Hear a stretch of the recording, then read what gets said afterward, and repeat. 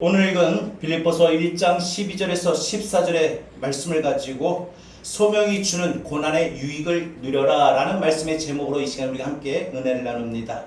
소명이라고 하는 이 말의 뜻을 한번 제가 찾아보니까 이런 말로 나옵니다. 어떤 일이나 임무를 하도록 부르는 명령입니다. 그러니까 하나님께서 우리를 하나님의 자녀로 부르셨다라는 이 사실에는요, 우리에게 어떤 일을 하기를, 우리가 어떻게 살기를 하나님의 기대치가 있다는 거예요. 그리고 하나님의 그 기대치뿐만 아니라 하나님은 우리에게 직접적으로 말씀하셨다라는 거예요. 다시 한번요, 어떤 일이나 임무를 하도록 부르는 명령이 소명입니다. 오래전에 거창고등학교에서 학생들을 진로 상담할 때 이런 몇 가지의 대안을 제시했다고 합니다. 그 중에 몇 가지를 소개하면 이런 내용들이었습니다. 어떤 일을 할까? 어떤 직장을 갈까? 이 진로에 대해서 이렇게 말을 했다고 합니다. 내가 원하는 곳이 아니라 나를 필요로 하는 곳으로 가라. 그러니까 직장의 일을 하든 어떤 일이든 간에 내가 원해서 가기보다 나를 필요로 하는 곳이 있으면 그쪽으로 가라.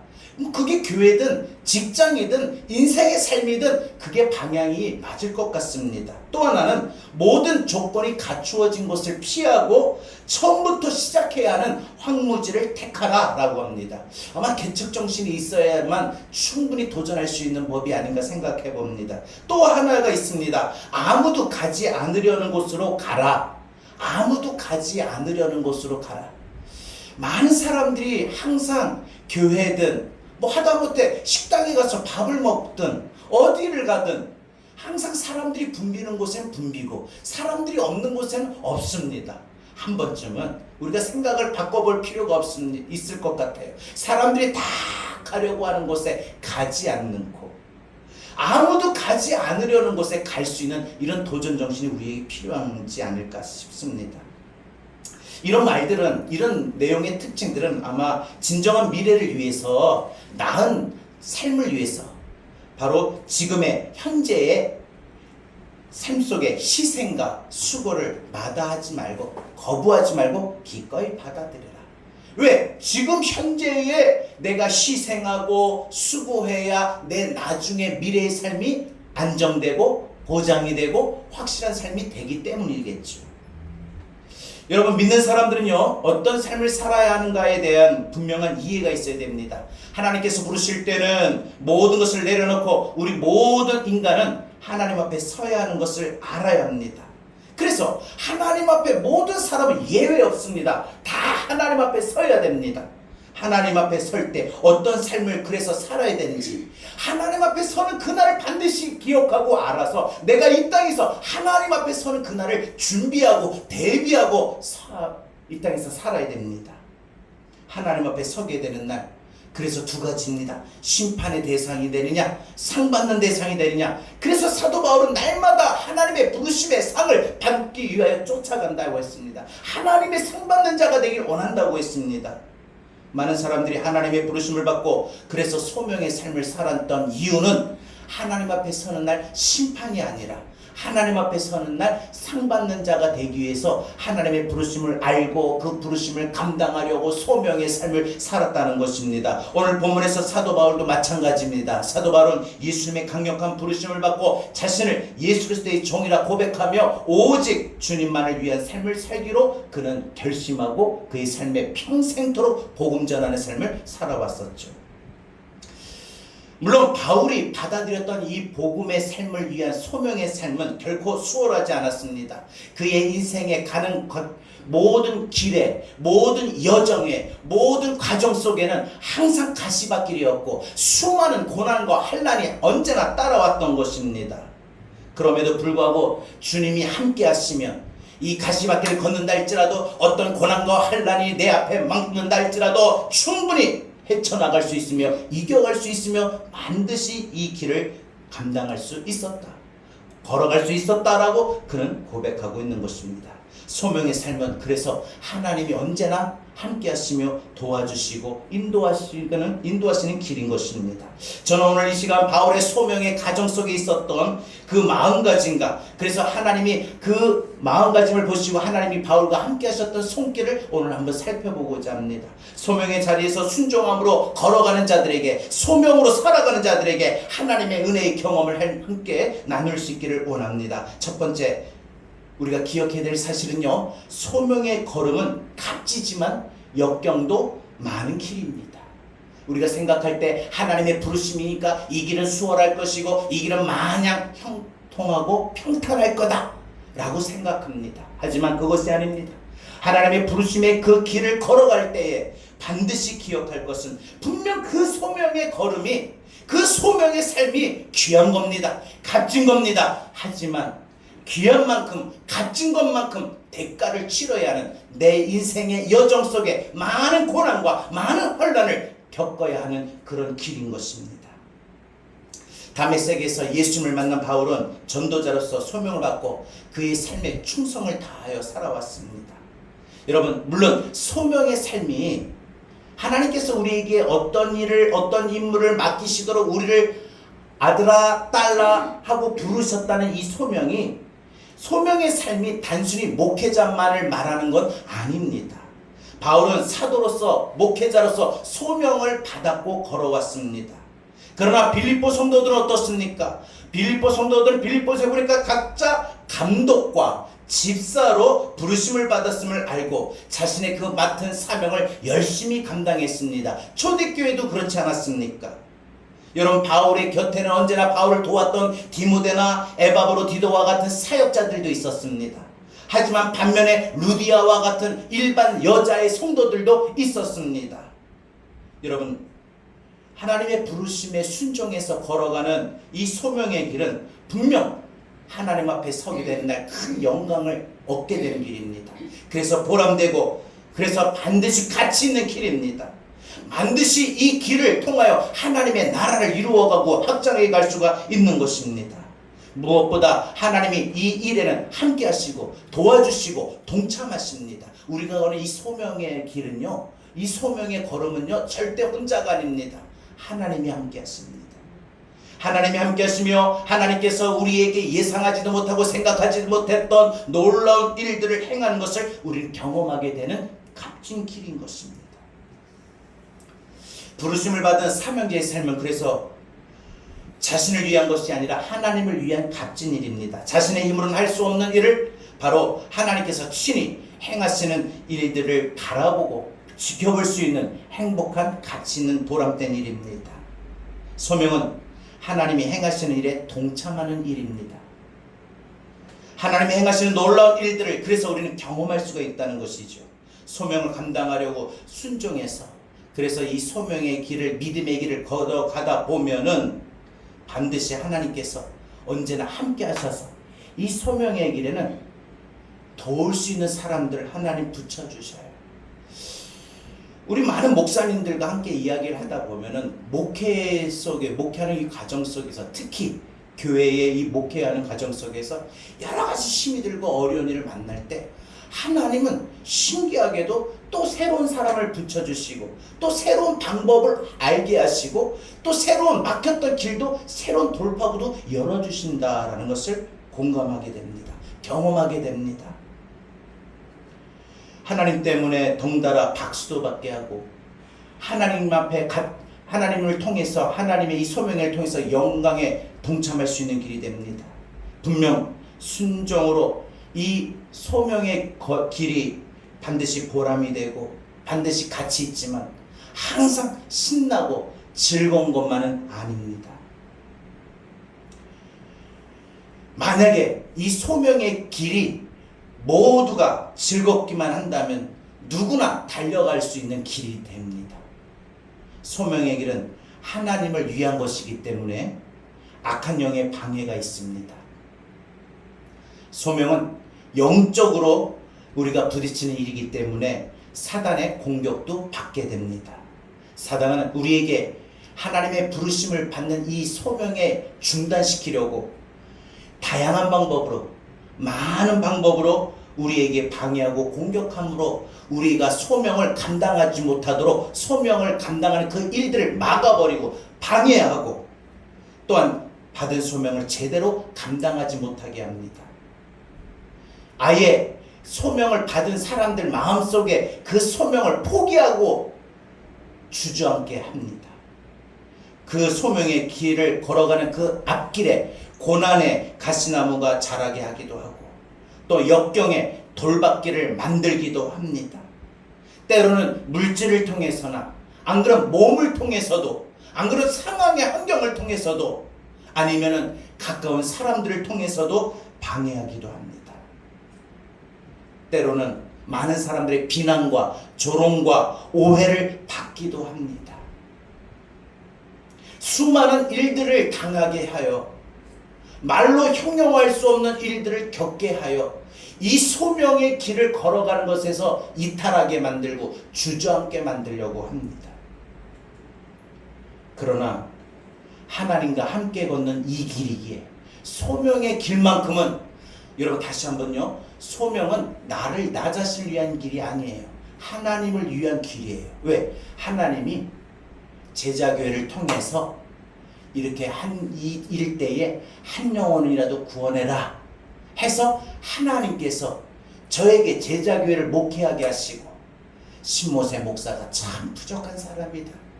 아유 참 연약한 사람이야. 그러니까 사랑하는 딸이 사랑하는 아무개 권사가 아무개 집사가 아무개 청년이 가서 신모세 목사 옆에서 도와라. 루디아와 같이 브리스길라와 아굴라 부부와 같이 디모데와 같이 신모세 목사 옆에서 같이 이 교회를 세워가라 하고 하나님께서 우리 모두에게 다 소명을 맡겨주셨어요. 그래서 이 소명의 부르심을 받고 이 믿음의 길을 걸어가는데 이게 우리 자신이 살고자 하는 길이에요? 우리 잘 살자고 하는 거예요? 육신적인 일이 아니잖아요. 영적인 일이고 하나님의 복음이 전파되는 일이고 하나님의 영광이 나타나야 하는 그런 길이기 때문에 무엇보다 마귀는 이 일을 방해해야만 하나님의 나라가 확장되는 것이 멈추고 하나님의 나라가 조금이라도 확장되지 못하도록 악한 원수는 수많은 가지의 이유와 수많은 가지의 다양한 방법으로 우리에게 이 소명의 길을 걸어가지 못하도록 주저앉게 만들어버리고 이탈하게 만들어버리고 아예 돌아서게 만들어버리는 경우가 많습니다. 그래서 모든 일들에 일어나는 이 일들의 배경을 가만히 생각해보면 사람으로서 부딪혀 나가는 일이 아니에요. 어떤 우연으로 나타나는 일도 아니에요. 내가 소명으로 하나님의 소명을 부르심을 받고 이 길을 걸어가니까 악한 원수 마귀가 이 일들을 방해하는구나. 걸어가지 못하도록 나를 주저앉게끔 나를 이와 같이 방해하려고 하는구나. 분명히 영적으로 우리의 지금 펼쳐져 있는 모든 일들의 고난을 우리는 해석을 해야 됩니다. 그래서 여러분 이 소명의 부르심을 받고 이 소명의 길을 걸어갈 때는 참 땀을 많이 요구합니다. 또 때로는 눈물도 요구합니다. 또 때로는 값진 희생과 헌신도 요구합니다. 여러분 분명한 건 가장 값진 일입니다. 소명을 이 부르심을 받고 이 길을 가는 것은 정말 가장 값진 거예요. 가장 힘든 일이기도 합니다. 두 번째 말씀을 드릴게요. 우리가 이 소명의 길을 걸어갈 때 생각해 볼 것은 소명의 걸음이 소명의 길이 반드시 값진 거지만 역경도 있고 고난도 있다고 했습니다. 그러나 두 번째 이 소명의 길이 고난과 역경으로 끝나는 건 아니라는 거예요. 소명의 걸음이 모두가 고난만 있고 역경만 있다면 이것이 결론이라면 하나님의 살아계심은요, 하나님의 역사하심은요 없습니까?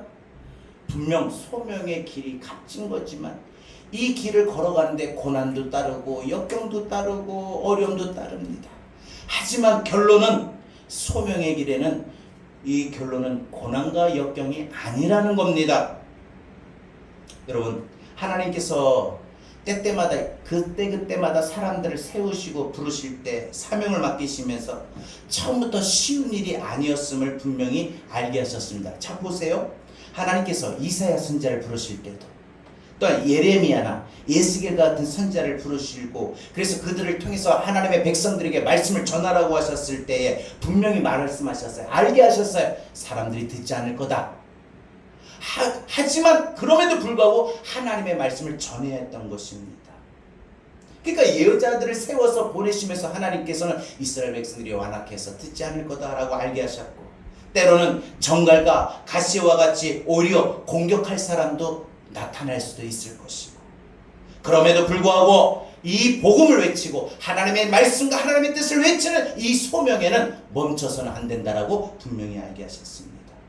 여러분, 예수님께서도요 제자들을 전도 현장으로 보내셨을 때 뭐라고 말씀하셨어요? 누가복음 10장 3절에 보니까 이렇게 말씀하셨어요. 내가 너희를 보냄이 어린 양을 이리 가운데 보낸과 같도다. 여러분, 예수님께서도 제자들을 전도 현장에, 사역의 현장에 투입하셨을 때에 어린 양들을 이리 가운데에 보내는 것 같다. 어린 양이 이리 가운데 들어가면 어떻게 돼요? 잡아먹히잖아요. 소명의 길이 그렇다는 거예요. 여러분, 바울이 예루살렘으로 갈 때도, 복음을 전하러 예루살렘 갈 때도 성령께서 뭐라고 말씀하십니까? 사도행전 20장 23절에 보니까 오직 성령이 각 성에서 내게 증언하여 결박과 환난이 나를 기다린다. 내가 예루살렘에 가게 돼서 그 예루살렘에 가서 복음을 전하면 사람들이 나를 결박할 것이고, 그리고 나를 감옥에 가두고 나는 환난과 고난에 빠지게 될 거다. 여러분, 바울이 성령께서 말씀하시는 것을 알았고 들었기 때문에 자신이 마음만 먹으면 나 감옥에 갇힌다고? 또 갇혀? 또 묶여? 또 매를 맞아? 싫어, 나 이제 안 할래 하고 피하려면 피할 수도 있었어요. 여러분, 우리가 예수 믿으면서 성령께서 내 마음에 감동으로 말씀하실 때 있지 않습니까? 그럴 때 어떻습니까? 우리가 듣기도 합니다. 그러나 때로는 또 거부하기도 합니다. 일부러 못 들은 척 하려고 합니다. 네가 해, 네가 용서해줘, 네가 먼저 말해, 네가 어떻게 해. 근데 그냥 닫아버려요. 왜? 내 마음이 아직 안 풀리니까. 여러분, 사도 바울이 충분히 마음만 먹으면 뻔히 눈앞에 보이는 결박과 환난이 기다린다고 했는데 왜 굳이 예루살렘으로 갑니까? 거꾸로 가야죠. 요나가요, 니느웨가 아니라 다시스로 갔던 것은 그 마음속에 자신의 의지가 있었기 때문에 하나님의 음성을, 하나님의 뜻을 알면서도 니느웨 나 싫은데, 그래서 다시스로 간 것 아닙니까? 바울도 마음만 먹으면 충분히 피할 수 있었습니다. 여러분, 우리가 이 땅에서 예수 믿고 믿음의 길을 걸어가면서 예수의 길을 걸어가는 동안에 우리도 마음만 먹으면 충분히 피할 수 있습니다. 제가 그래서 우리 권사님들, 집사님들, 청년들이 귀하다고 하는 게, 마음만 먹으면 그죠? 더 좋고, 더 편안하고, 더 화려하고, 더 알아주고, 또 내 삶에 이득이 되는 반드시 그런 교회들이 참 많아요. 제가 일하는 곳에서 이제 어떤 분하고 이야기를 하다가 그분이 수영록 교회를 다닌대. 그래서 뭐 이런저런 이야기다. 그럼 처음부터 수영록 교회 다니냐? 아니래. 처음에 개척교회 다녔대. 근데 이제 자기가 하는 일이 이게 이제 보험인데 보험을 해야 되니까 개척교회에서는 사람이 다 됐대. 이제 보험 들어준 사람이 다 됐대. 이제 그래서 보험을 더 일을 하기 위해서 사람들이 많이 있는 곳에 가야 된대. 많은 사람들이 대개 그렇게 신앙생활을 합니다. 그것도 신앙생활이라고 생각하니까요. 구원은 받을 수 있습니다. 과연 상 받을 수 있을까 생각해 봅니다. 소명의 길이 반드시 힘들고 외로워요. 그러나 하나님 인정하시는 길이에요. 반드시 기억하십시오. 하나님 앞에 서게 되는 날 네가 끝까지 제자교를 잘 섬겼고 잘 지켰구나. 악한 원수마귀가 여러분들 저의 삶 가운데 제가 이 말씀을 준비하면서 하나님의 은혜다. 수없이 이 일을 감당하지 못하게 사람들이 빠져나갈 때마다 마음에 낙심하게 하고, 가장 믿었던 사람이 이렇게 배신을 할 때에 더 이상 인생의 삶에 어떤 희망도 용기도 없어지고 목회를 할 수 있을까? 여러 가지로 재정적인 힘들고 압박의 속에서 이걸 해 나갈 수 있을까? 많은 주변에 여러 가지 이유들로 인해서 교회를 폐쇄하고 안 그러면 다른 교회 어느 교회와 합쳤다 이런 말이 들릴 때 그런 생각이 왜 안 해봤겠습니까? 추워도 저는 한 번도 그런 생각을 해본 적이 없었어요.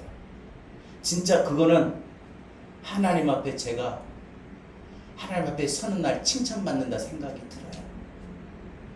살아오는 동안 제일 가까운 사람도 목회 그만하자고 했을 때 무슨 소리냐, 시끄럽다. 사람이 다 떠나가도 한 명도 없어도 한 명은 있어야지. 한 명이라도 앉아있으면 나는 하나님 앞에 목회를 한다. 목사로 부르심을 받았는데 목사가 목회 안 하면 뭘 합니까? 이 제자교회 저는 분명히 믿습니다. 하나님께서 우리 제자교를 세우신 것은 그래도 예수 믿고 지금 벌써 소천하셔서 하나님 품 안에 하나님 나라에 거한 분들이 얼마나 있습니까? 이미 우리 교회는 사명을 감당하는 거예요. 부끄러운 게 아니에요. 사람이 없다고? 우리가 재정이 약하다고? 아니에요. 아무런 이득이 내게 없다 해도 이 땅에서 삶에 어떤 유익이 없어도 하나님 앞에 서는 그날에 우리 공동체는요, 여기 계신 분들은요, 저를 비롯해서 여기 계신 분들은 하나님 앞에 서는 그날에 반드시 이거 하나 있어요. 상 받는 자가 됩니다. 아멘. 칭찬받는 자가 됩니다. 아멘. 여러분, 우린 분명 기억하십시오. 이 소명을 감당할 때 하나님 앞에 서는 그날에 가장 값진 거고 가장 귀한 것이 됩니다. 그렇기 때문에 이 고난과 역경이 따르지만 절대 이 고난과 역경이 우리에게 크게 오진 않을 것입니다. 왜? 하나님 함께 하시니까요. 그래서 이 길을 걸을 때 소명의 길에는 환난도 있고 고난도 역경도 있고 박해도 있고 반대도 있고 오해도 있을 수 있습니다. 그러나 그 모든 것이 소명의 결론이 아니에요. 내가 소명을 부여받고 이 소명의 삶을 살아가는 동안에 내 인생은 온통 박해뿐이고 반대뿐이고 오해뿐이고 고난뿐이고 역경뿐이네, 아무것도 없네, 이게 아니라는 거예요. 지금 우리 교회가 연약해서, 지금 우리의 삶이 연약해서 내가 고난 중에 있고 역경에 있고 내가 수많은 박해와 반대에 부딪히고 오해를 받을 때 그것이 우리 인생의 결론은 아니라는 거예요. 지금 소명의 길을 걸어가기 때문에 지금 겪게 되는 과정일 뿐입니다. 과정일 뿐입니다. 환난과 역경과 고난은요, 결론이 아닙니다. 과정입니다. 과정입니다. 여러분, 다윗은요, 사울왕의 이업과 압살롬의 이업 같은 환난이 있었습니다.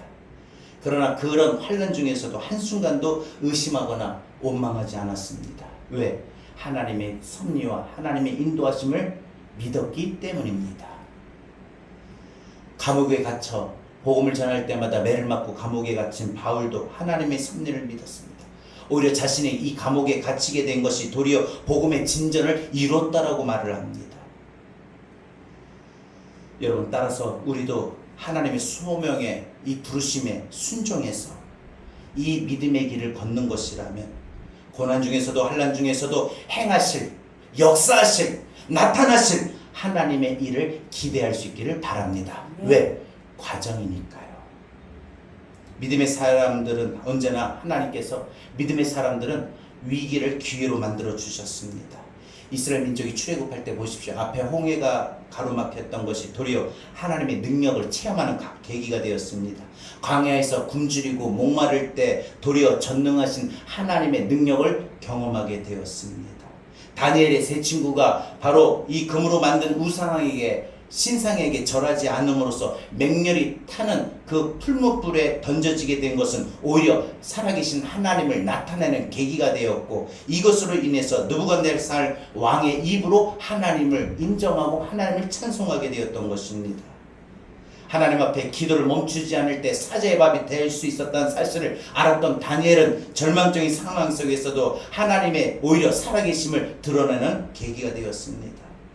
바울은 많은 사람들에게 복음을 전하다가 많은 사람들에게 오히려 감옥에 가게 되고 또 결국은 마지막에 가서 로마로 압송되어서 이 모든 것들이 자신은 내가 로마에까지 압송되어 제수의 신분으로 로마에까지 가게 된 것은 로마에서 가서라도 복음을 전하라고 하는 하나님의 뜻이었다라고 그는 그렇게 역설적으로, 보통 사람 같으면 내가 진짜 이 주일 하다가 이런 고난이 왜 와? 내가 예수 믿는 내가 내일인 거야? 주일한 건데 근데 왜 이런 고난을 당해야 돼? 라고 생각할 법하지만 사도 바울은 내가 이렇게 해서라도 로마에 가게 된 것이 바로 복음을 전하기 위함이다라고 했습니다. 한번 들어보십시오. 인생을 살아가는데도 마찬가지예요. 여러분, 우리 인생길에서도 꼭 살 때 생각이 내 인생에 풍랑이 없이 가려고 하지 마십시오. 때로는 내 인생이 풍랑을 만나면 자초될 것 같고 무너질 것 같고 끝날 것 같지만, 여러분 기억하십니까? 그 풍랑의 맞바람을 이용하게 되면, 큰 바람을 이용하게 되면 배도 빨리 갑니다. 여러분, 우리가 길을 갈 때 우리 태풍 같은 바람이 우리 뒤에서 이렇게 부딪혀 본 적 경험하셨어요? 우리가 거꾸로 가면 그 바람하고 막 싸워가야 되는데 바람이 나를 밀면 가만히 있어도 그냥 바람이 나를 밀어줘요. 여러분, 인생에 큰 바람은 피하려고 하지 마시고, 큰 바람이 불 때 내 인생도 빨리 갈 수 있습니다. 강한 바람을 활용하면은 우리가 새로운 인생을 만들어내듯이 우리 앞에 놓여있는 지금 연단과 환난과 고난이 있습니까? 하나님을 체험할 수 있는 계기가 되는 겁니다. 지금 혹 내가 하나님의 부르심을 받아 이 길을 걷고 그래서 제자교를 섬길 때, 그래서 더 힘들고 더 외롭고 더 정말 여러 가지로 힘이 드는 상황이라고 느껴질 때, 그것은 반드시 하나님을 경험할 수 있는, 하나님의 은혜를 경험할 수 있는 그런 계기가 될 줄로 믿습니다. 마지막으로 말씀을 드리겠습니다. 고난 중에도 우리는 복음의 열매가 맺게 하십니다. 여러분, 바울은요 빌립보에서 복음을 전하다가 점치는 귀신 들린 여종을 고쳐주었어요. 예수의 이름으로 귀신을 쫓아냈어요. 그러니까 귀신 나가니까 이제 이 여자가 점을 못 치잖아요. 점을 못 보잖아요. 그러니까 이 여자를 거느렸던 이 주인들이 와가지고 사도 바울을 고발한 거예요. 잘못된 풍속으로 이 빌립보 성을 아주 시끄럽게 만든다고 잡아가십시오. 그래서 결국은 이 사도 바울이 감옥에 갇혔습니다. 매를 맞고 감옥에 갇힌 바울은 그 상황에서도 낙심하지 아니하고 하나님을 찬송했습니다. 찬송하고 기도하고 찬송하는 동안에 큰 일들이 일어나요.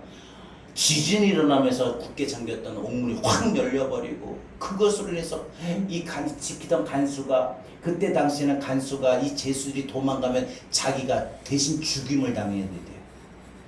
옥문이 열리니까 도망간 줄 알고 막 난 끝났구나 하고 칼 들여서 빼서 자결하려고 하는데 사도 바울이 멈추시오! 우리 도망가고 여기 있어. 보니까 바울과 실라가 있는 거예요. 다른 사람도 도망갈 줄 알았는데 아직도 있다는 거예요. 거기서 이 간수와 감동을 받고 사도 바울에게 전하는 복음을 듣고 예수를 믿게 되고, 집에 가서 자신뿐 아니라 가족들에게도 복음을 전하고 예수를 믿게 되어 이 간수장과 그의 가족들이 모두가 예수를 믿게 되었습니다. 여러분, 하나님이 행하시는 일들은 정말 놀라울 뿐입니다. 내가 알지 못했던 방법으로, 내가 예상하지 못했던 방법으로 하나님 만들어 가셔요. 그래서 사람도 부지시고 하나님이 역사하시고 하나님이 해결해 주시고 하나님이 만들어 가시는 것입니다. 여러분, 이제 우리가 우리 자세에 따라서 우리 자녀들에게 기독교의 역사에 많은 영향을 끼칠 수 있다는 사실을 인지하시고, 여러분, 우리가 더욱더 교회를 위해서 기도할 수 있길 바랍니다. 여러분, 교회는 하나님 우리 교회가 아무런 문제 만나지 않게 해달라고 이렇게 기도하는 게 아니에요. 물론 그것도 필요해요. 우리 교회가 시끄러운 일에 휩쓸리지 않고 고난 중에 휩쓸리지 아니하고 우리 교회가 어려운 일 당하지 않게 해달라고 기도하는 것도 좋아요. 하지만 우리는 반드시 교회를 위해 기도할 때 이렇게 기도해야 됩니다. 우리 교회가 아무런 문제가 없기를 기도하지 마시고, 어떤 문제를 만났든지 간에 믿음으로 극복할 수 있고 믿음으로 이겨갈 수 있고, 그래서 그 일들을 통하여 우리 교회가 더 부흥의 길을 걷게 해달라고, 부흥할 수 있게 해달라고 그렇게 기도해야 되는 것입니다. 우리가 어떤 태도로 문제를 대하고 해결하느냐에 따라서 교회의 미래는 반드시 달라지고 두려워하지 말고 담대하게 나갈 수 있기를 바랍니다. 말씀을 읽겠습니다. 우리는 지금 중세시대 때나 안 그러면은 초대교회 시대, 초대교회 그 시대 때처럼 바울이 복음을 전했을 때처럼 순교해야 하는 시대에 살지는 않습니다. 우리가 누가 예수 믿는다고 해서 오늘 주일날 교회 온다고 해서 누가 잡아갑니까? 죽입니까? 감옥에 가둡니까? 그런 시대는 아닙니다. 그렇다고 크게 고난을 받는다든지 핍박을 받는다고 가족들한테 너 맨날 주일날마다 교회 한 번도 안 빠지고 가냐? 핍박. 이제는 나중에 처음에는 몇 번씩 그렇게 말해도 나중에 인정하게 됩니다. 가끔 이런 저런 이유로 비난하거나 혹은 문화라는 이름으로 교회를 비난하기도 합니다. 물론 그런 것 비난 속에는 우리의 잘못도 있어요. 기독교인들의 잘못도 있어요. 교회의 잘못도 있어요. 반드시 각성해야 됩니다. 교회가 사회에 지탄을 받아서는 안 됩니다. 교회가 사회에 지탄을 받는 그런 빌미를 제공해서는 안 되는 것입니다. 하지만 수많은 잘못된 이단들이나 수많은 잘못된 사람들이 보도되는 거 보면은 교회라고 말하고 목사라고 말하니까 우리 교회, 우리 기독교가 같이 이와 같이 많은 세상 사람들에게 함께 싸잡아 비난을 당합니다. 하지만 그런 것들이 우리가 전하는 이 복음을 멈추게 할 수는 없습니다. 모든 위기를 오히려 기회로 활용하셔서 하나님 앞에서 우리의 소명을 감당해야 됩니다. 진정한 소명을 가지고 있기만 한다면 우리가 어떤 상황이 있었든지 우리가 하나님의 나라를 세워갈 수 있는 줄 믿습니다. 우리 교회 또 하나님의 나라를 세워가도록 저에게도 우리 권사님들에게도 우리 집사님들에게도 청년들에게도 소명을 부여하셨습니다. 제자교회를 통해서 한 명의 영혼이라도 하나님의 나라로 인도해라. 더 많은 영혼을 인도하면 좋겠죠. 하지만 교회가 제 몫을 감당하는 것은 다 분량이 있고 그릇이 있기 때문에 우리 교회는 정말 잃어버린 영혼 한 명의 영혼이라도 하나님 나라로 인도해야 한다면 그것이 교회의 역할을 다하는 것입니다. 여러분 그것이 저와 여러분들이 하나님 앞에 서는 그날에 바로 칭찬을 받을 수 있는 것입니다. 어떤 일이나 임무를 하도록 부르는 이 명령, 이 소명을 우리는 오늘 찬양을 통해서 다시 한번 고백할 수 있기를 바랍니다. 함께 찬양하고 기도합니다.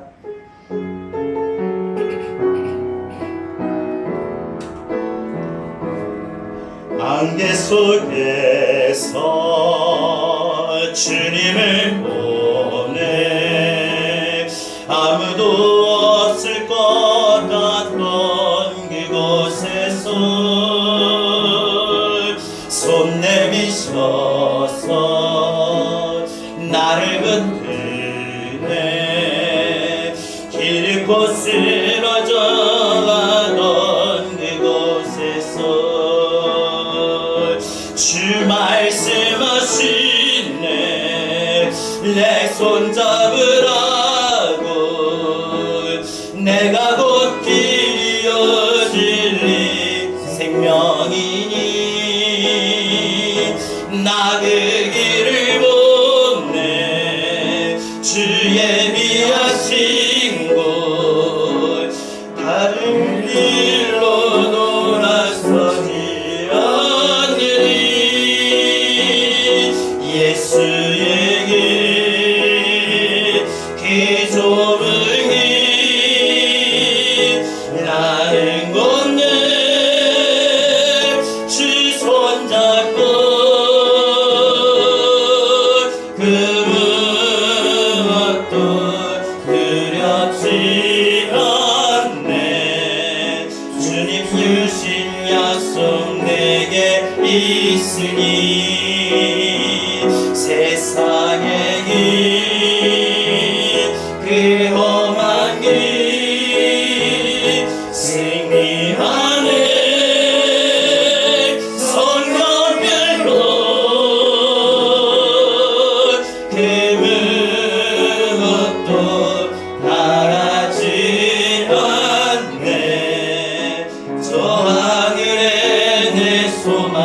한 번 더 고백합시다. 예수의 길, 그 좁은 길, 예수의 길, 그 좁은 길, 나는 걷는 주 손잡고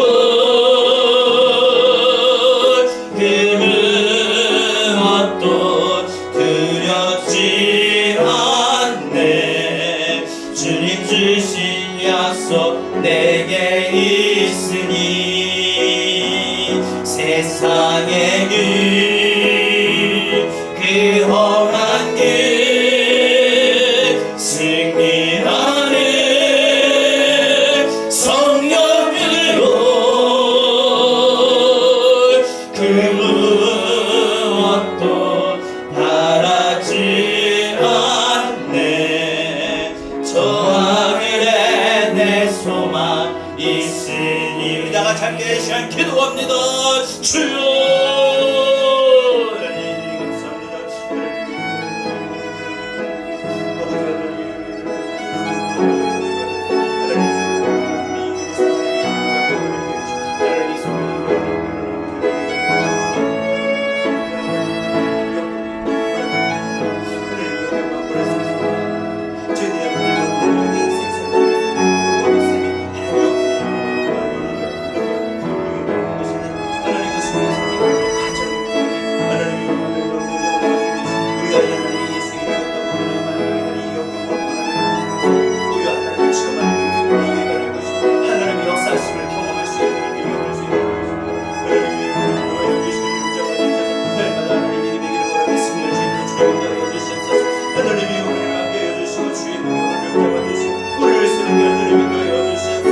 주님 도와주시옵소서. 하나님이 우리 여기 하나님이 우리 나갈 수 있도록 도와주시옵소서. 하나님이 우리의 생각에서 주님 사회 약속 잡고 나가게 하여 주시옵소서. 때로는 우리가 걸어가는 이 길들이 험하고 하나님의 여러 가지 실수에 만날 수 있지만 하나님이 우리를 만나실 때 믿음의 승리를 하겠습니다. 믿음의 승리의 승리의 삶을 하나님에게 나누게 주여 우리를 잡아주시옵소서. 하나님께서 성령으로 우리를 불러주시고 충만하게 하여 주셔서 하나님이 우리 사업자를 별다르게 이기는 살다니 저들을 영광을 믿는 영광하시는 믿음의 삶이 되게 하여 주시고 주님 도와주시옵소서. 주님이 나오게 하여 주시고 믿음을 살아가시는 그런 믿음들에게 잡아주시옵소서. 주의 능력으로 너를 위해서 계시고 잡아주실 줄로 믿습니다. 안개 속에서 주님을 보내 안개 속에서 주님을 보고 아무도 없을 것 같던 그곳에서 아무도 없을 것 같던 그곳에서 손 내미셔서 나를 붙드네. 손 내미셔서 나를 붙드네. 길 잃고 쓰러져 가던 그곳에서 길 잃고 쓰러져 가던 그곳에서 주 말씀하시네. 주 말씀하시네.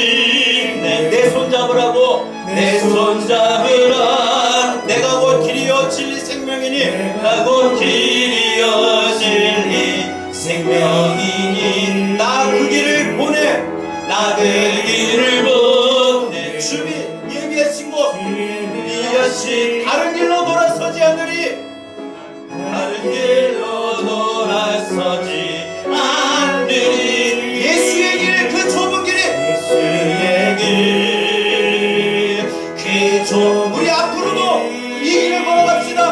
나는 걷는 주의 손잡고 주 손잡고 그 무엇도 두렵지 않으며 그 무엇도 시련도 역경도 두렵지 않는 것은 주의 말씀의 약속이 내게 있으니까 내게 우리가 이 세상을 살아가면서 이 소망의 길을 걸어갈 때에 그 험한 길 그러나 우리 반드시 승리합니다. 승리하네.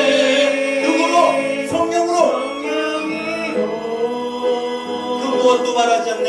그 무엇도 바라지 않네. 저 하늘에 내 소망. 다시 한번 고백할까요? 예수의 길, 그 예수의 그 좁은 길 나를 건네 주 손잡고 그 무엇도 두렵지 않네. 주님 주신 약속 내게 우리 마음을 열고 이 가사를 고백합시다. 세상의 길 그 험한 길을 우리 반드시 승리하네. 성령으로 우리가 성령의 길을 걸어가면서 다른 것 바랄 것도 없어요. 주님 함께 하셔서 승리하게 하옵소서. 주님 함께 하셔서 이 길을 끝까지 걸어가게 하옵소서. 예수의 길 그 좁은 길을 예수의 길 그 좁은 우리 이 길을 걸어갑시다. 나는 건데 주 손잡고 그 무엇도 두렵지 않네. 주님 주신 약속 내게 있으니 세상의 길 그 험한 길 승리하네. 성령으로 그 무엇도 바라지 않네. 저 하늘에 내 소망 있으니. 제가 제일 좋아하는 찬양이라고 했고 나중에 하나님의 부르심을 받는 순간에도 이 찬양 들어보라고 했는데 이 찬양 들으면서 한마디 가사가 너무 은혜되는 거예요. 예수의 길 그 좁은 길, 그죠?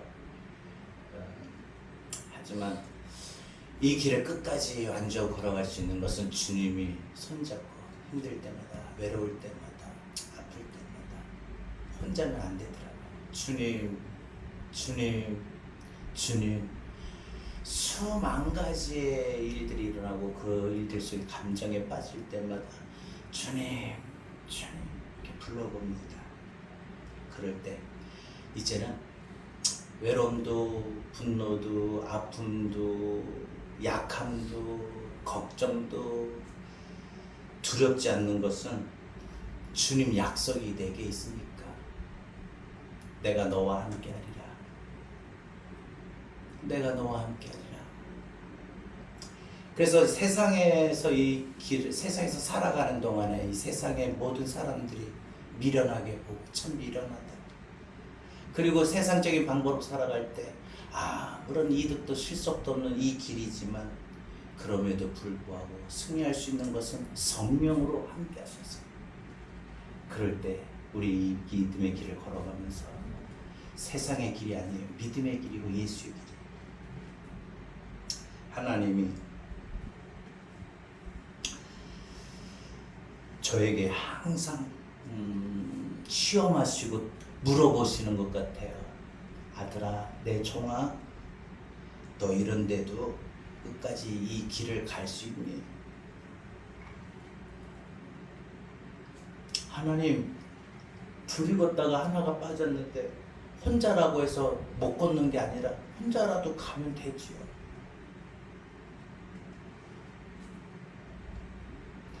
늘 하나님이 이 문제에 대해서 옛날 오래전 제가 어렸을 때부터 항상 늘 이 마음속에 소명에 대해서 제가 얼마나 은혜 받고 제가 신학교 1학년 때 부흥회 때 얼마나 은혜 받은지 무릎 꿇고 막 그때 찬양 잊지도 않아요. 주님 내가 여기 있사오니 나를 보내옵소서. 주님 내가 여기 있사오니. 그리고 항상 이제 4학년 때 또 이제 대학원 공부하면서 그 학교 운동장 스탠드에서 맨날 작정기도 했어요. 맨날 무릎 꿇고 추운 날에도 막 무릎 꿇고 두 손 들고 기도하고 도서관 가서 공부하고 또 마치면 또 와가지고 하나님 이 대학원을 가야 되는데 참 제가 부족합니다. 하나님 보내게 해주세요. 이 길 가야 되지 않습니까? 하여튼 우여곡절 끝에 하나님께서 저 인생의 삶을 가만히 보니까 다 인도하셨는데 마지막에 주시는 도전 시험이 아닌가. 완전히 깨지고 완전히 망가지는 인생을 경험하게 하시고 그래도 갈 수 있니?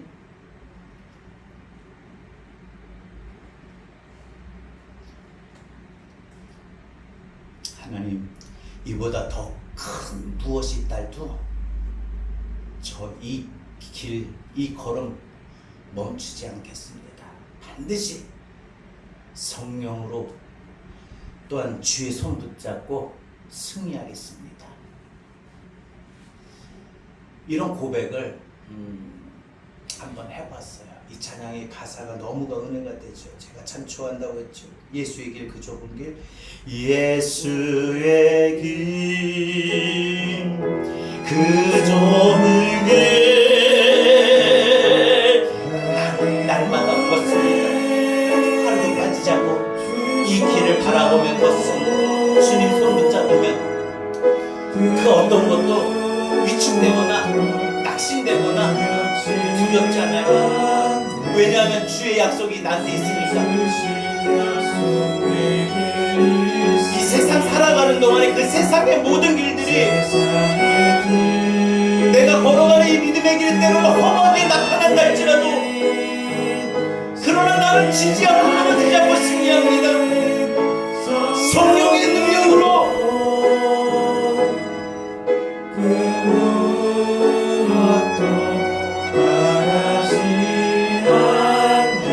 하나님 앞에 서게 되는 날 그 부르심의 상이 소망이 있으니까요. 다시 한번 예수의 길 그 좁은 길 예수의 길 그 좁은 길 나는 날마다 나를 건네 주 손잡고 그 무엇도 두렵지 않네. 주님 주신 약속 내게 있으니 세상의 길 그 험한 길 승리만의 성령으로 그 무엇도 바라지 하나님 앞에 서게 되는 그날을 하늘의 내 소망 예수의 길 그 좁은 길을 다시 한번 고백합시다. 예수의 길 그 좁은 길 나를 건네 주의 손잡고 그 무엇도 두렵지 않네. 주님 주신 약속 내게 있으니 세상의 길 그 험한 길 승리하네 성령으로 그 무엇도 바라지 않네. 저 하늘에 내 소망 있으니 마지막 한 번만 더 고백합시다. 예수의 길 예수의 길 그 좁은 길 나를 건네 주 손잡고 그 무엇도 두렵지 않네. 주님 주신 약속 내게 있으니 세상의 길 그 험한 길 승리하네 성령으로 그 무엇도 바라지 않네. 저 하늘에